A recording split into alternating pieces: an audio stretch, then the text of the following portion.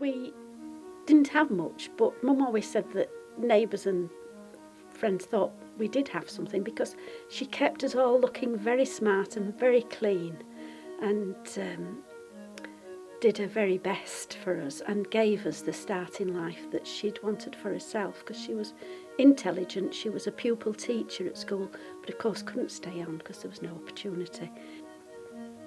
It was very loving, but it was very hard as well. I can remember not having shoes at the age of 6 and having a few days off school, and then begging Mum to let me go to school in my plimsolls. We call them pumps.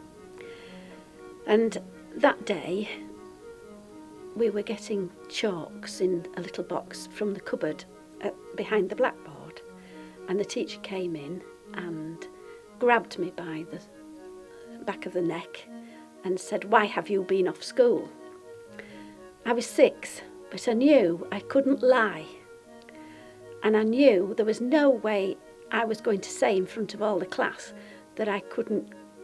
At the time I couldn't come because I had no shoes. So I just looked up. I can remember looking up at her and saying nothing, and she threw me, and I went sprawling the length of the classroom, and the chalks went all over the floor. And I remember that. So poverty for me was not easy. It was hard, but it was happy. There was things like Sunday school. We went to Sunday school because it was fun, and you got trips off, and I enjoyed it. I enjoyed listening to the stories and learning and thinking about the things they asked you to think about that were about life. They're about how we should love each other and care for each other and help the sick and help the needy, which is what the miners and the mining communities were about. One of our local pit banners has the centre of it as a picture of the Good Samaritan, and underneath the motto is, "I was sick and ye visited me," because the miners and the people who worked in the factories understood that we had to be there for each other. We watched each other's backs. The men had to watch each other's backs in the pit, because if there was something falling from above, they had to warn each other, and they had to watch the backs of their fellow miners. And it was the same in the community.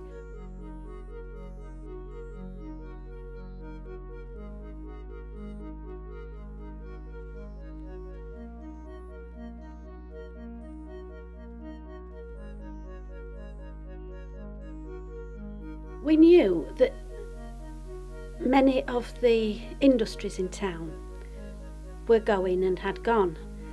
We'd lost the potteries, we'd lost the brickworks, we'd lost the glassworks, and the chemical works were struggling.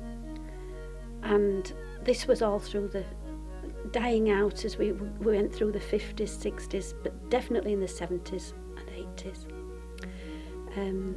In the 80s, the fact that the pits were closed and it was done so violently really was enormously painful. I personally was so affected by that in every way. My heart, ached, because I was living near Barnsley then. My husband worked in the church, and in that place 4 people had a car, and it was a big congregation, and everybody was on strike. And the next village was Grimethorpe, which was what they made that film, the Brastoff, about Grimethorpe, and it was all true. I remember the band leader at Grimethorpe coming to talk to my husband and crying because he knew that the government was preventing orders going through so that Grimethorpe couldn't sell its coal, even though it was a specialist type of coal that did a specialist job, and they needed it, and there was 120 years left of that coal. Okay, we decided to close the pits. The way it was done was horrendous. people did try to commit suicide, as in the film Brastoff. People were devastated and families split apart because obviously some gave in and went back. It was terribly hard at that time. We came back to Castleford and I started working at one of the local schools.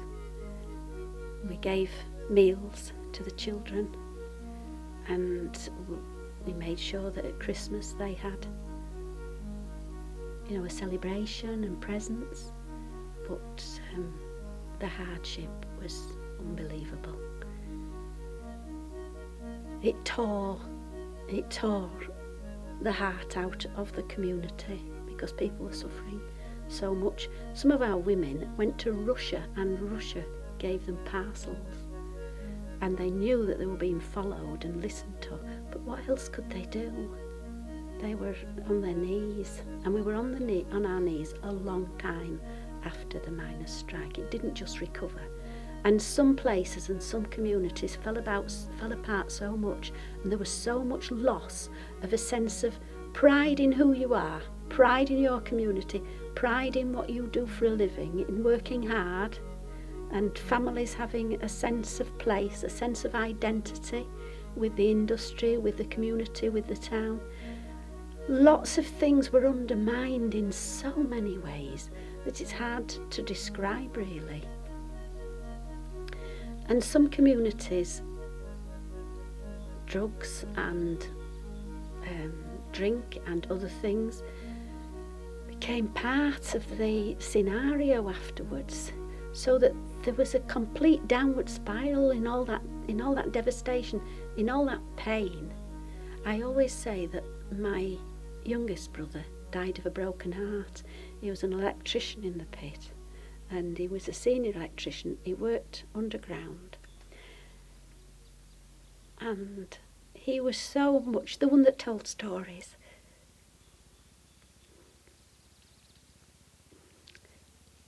They were so devastated by it. It was so painful. I believe he died of a broken heart.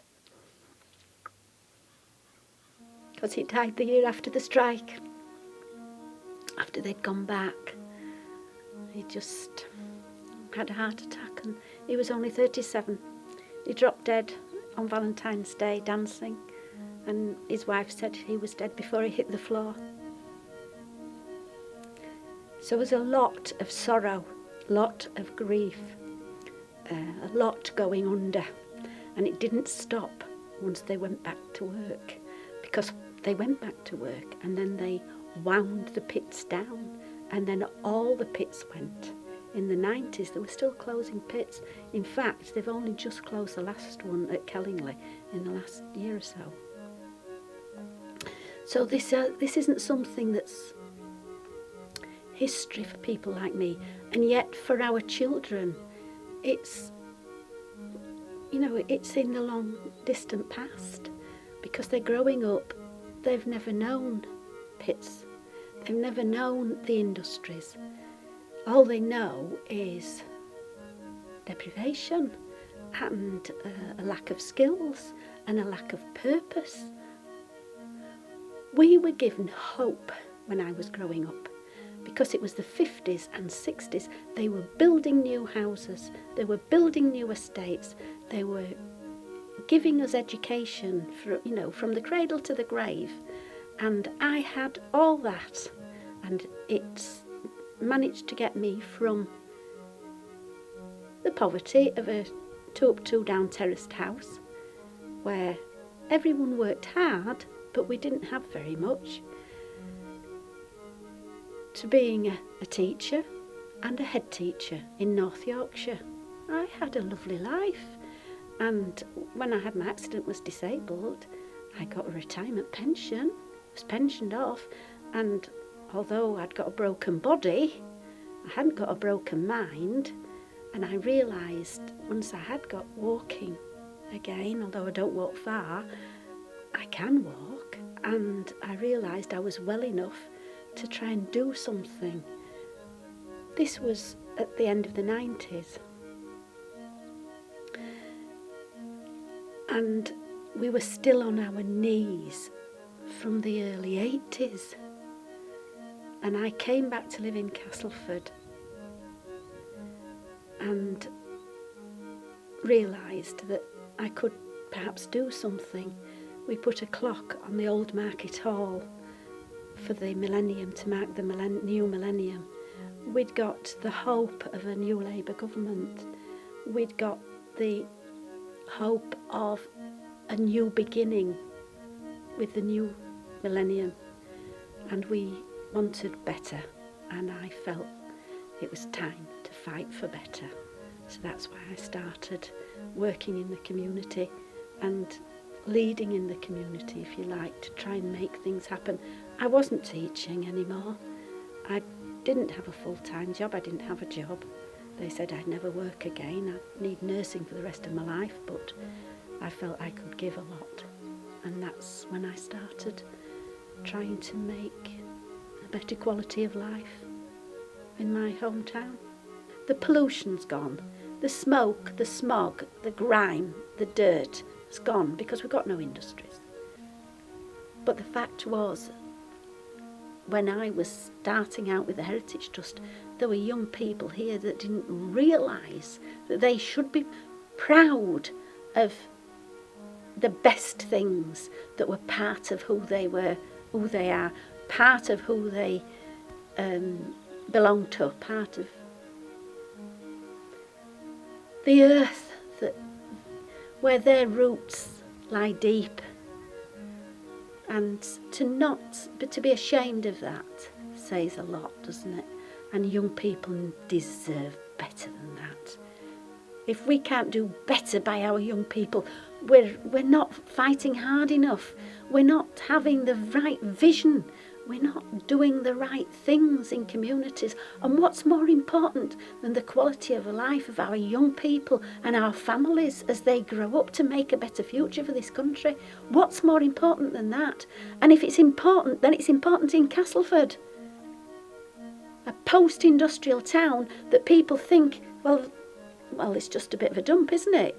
Kevin MacLeod said it himself in that programme, The Big Town Plan. Will this town go under?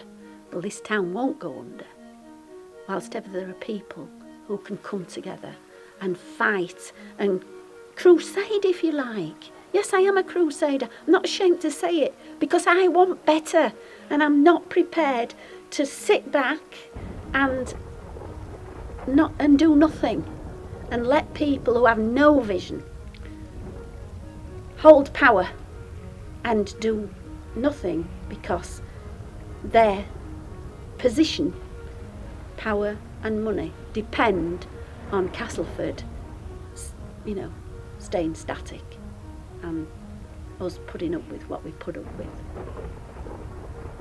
I think communities need to come together, and it's no good someone from above trying to do it to them.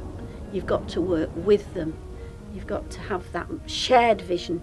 You've got to have that shared future as well as that shared past. But where we are now depends on us knowing what that past is, knowing why we're proud, knowing why we stand up for what we're standing up for, knowing why we have this vision for what we want for the future for our young people. And building on that past, building on that shared heritage, we can make a better present and work for a better future together. And that's what motivates me. That's what keeps me going. That's what makes me sad sometimes, that it is a battle, and yet perhaps if it isn't a battle, we'll lose some of the motivation, we'll lose some of the momentum, and perhaps in a way there always has to be something there to fight for, to keep you together, to keep you working and uniting and wanting better.